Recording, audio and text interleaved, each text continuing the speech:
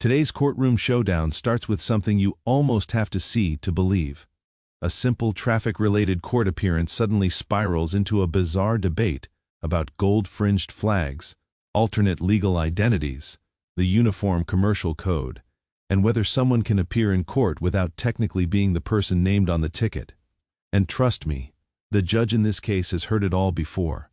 What makes this hearing so fascinating is that it follows a pattern often associated with sovereign citizen-style arguments, where defendants argue that the government only has authority over a corporate identity written in all capital letters, while the real person somehow exists separately from that legal entity. Courts across the United States have repeatedly rejected these theories, but that never stops people from bringing them into courtrooms anyway.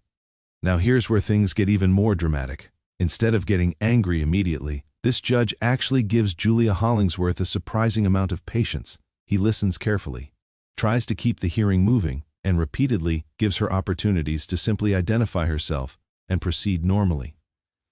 But every answer leads to another complicated explanation involving UCC flags, contracts, admiralty law, and constitutional symbolism.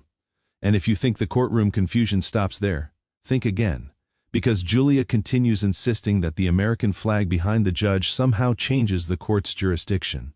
Meanwhile, the judge is trying to explain basic courtroom procedure while also managing a packed docket full of other waiting defendants. This is one of those hearings where you can literally feel the tension building minute by minute. The judge is trying to maintain order. Julia is trying to explain theories she clearly believes are important, and the entire courtroom slowly realizes this hearing is going completely off the rails. Pay close attention to how the judge responds here, because instead of escalating the situation immediately, he uses a mixture of humor, patience, and legal clarity to keep control of the courtroom. But the real question is this: was Julia genuinely confused about the legal process, or was she intentionally relying on internet legal theories that have no actual standing in court? Let me know in the comments right now. If you were the judge in this situation, how would you handle this hearing? Separate identities merged. So that's what. Yeah, well, and look, look, if you have a different need in the matter, as if I'm supposed to under Colorado law. Okay, but I can come as long as if I'm here, will that still be a failure to appear? If you identify as a person on this ticket, it won't be a failure to appear. But here's how this works. And I'm okay people wanting to identify how they wish to identify, have no problem with it. But if somebody tells me that they have capital letters and there's somebody else and this person right here isn't who they are, I'm going to issue a warrant for who that person is, and then the chips will fall where they may. One last question. The officer trooper providing with, I believe, state altered the original signature by date. I feel like that you asked for, no, I just want to say this. You've asked for a motion to continue. You've asked for a motion to continue. You've said yes. And you've asked for a motion to dismiss. We don't need to talk about anything anymore. We have a lot of people waiting.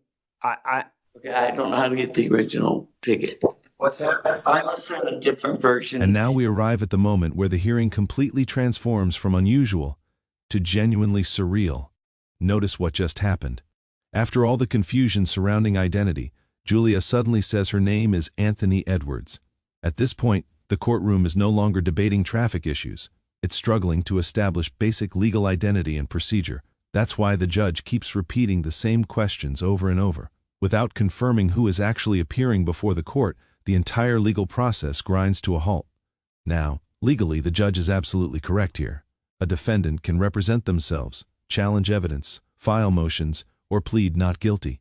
But they cannot avoid proceedings simply by arguing that the name on the citation refers to a separate entity. Courts across the country have consistently ruled against these theories for decades. And then comes the flag argument again. This is one of the most common sovereign citizen-style claims online. The belief that a gold-fringed American flag somehow transforms a courtroom into an admiralty or maritime court. But there's no actual legal basis for that claim. The fringe is decorative. That's it. It doesn't change jurisdiction, constitutional rights, or the authority of the court. Still, to the judge's credit, he remains calm and keeps explaining the process instead of mocking her directly in court. But you can tell his patience is starting to wear thin as the hearing keeps looping back to the same theories again and again. And wait until you hear how Julia describes herself in just a few moments, because that line catches everyone in the courtroom off guard. A lane usage violation. Yeah, there won't be a warrant for whoever this is.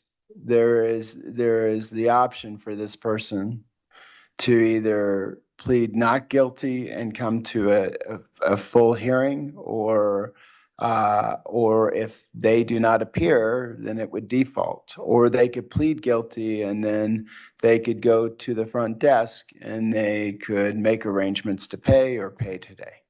Okay, well, I know that flag has symbolism that I can't ask you to replace the flags. That takes the court time. That was in my motion to dismiss. Yeah. I don't know if you read that About the flag?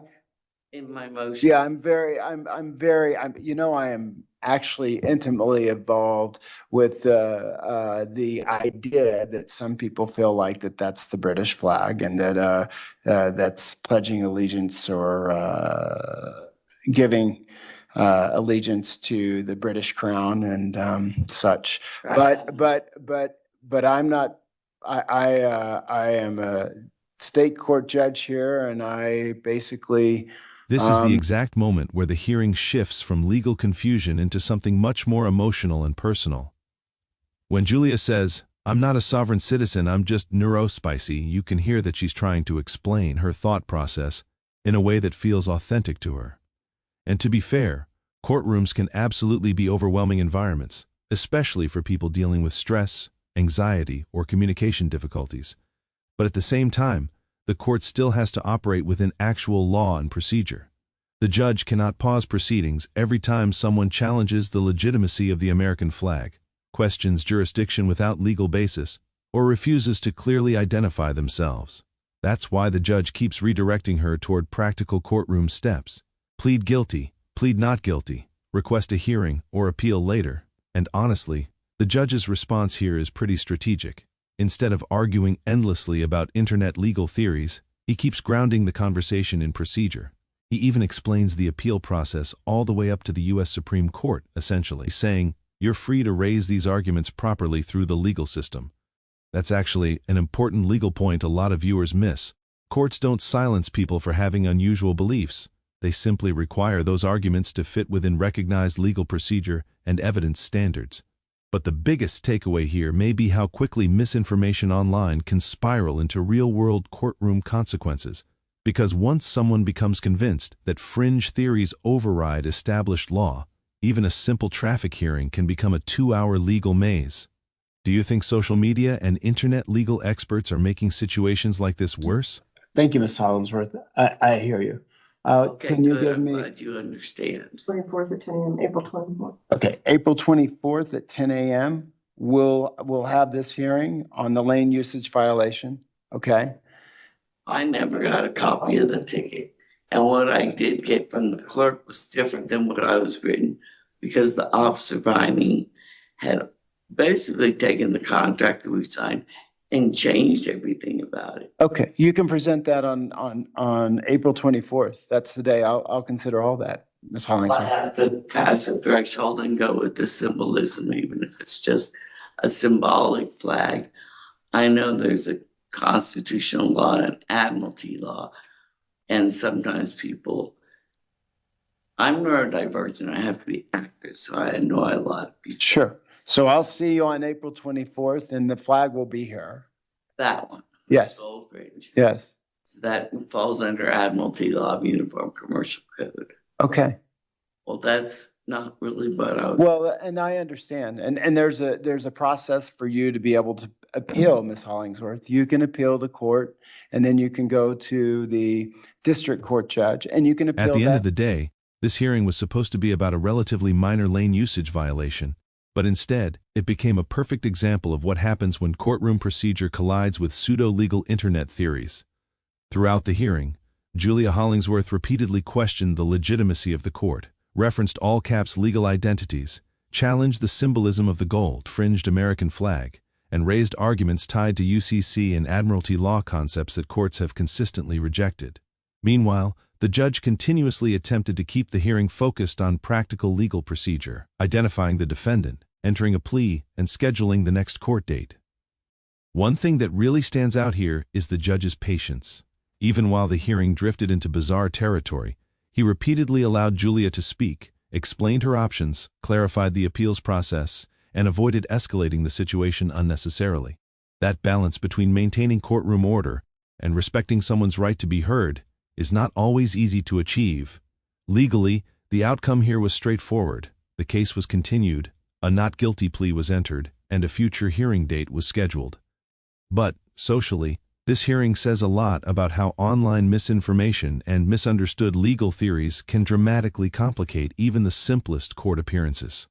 And now we want to hear from you. Do you think the judge handled this the right way? Should courts be more strict with these kinds of arguments, or is patience the better approach?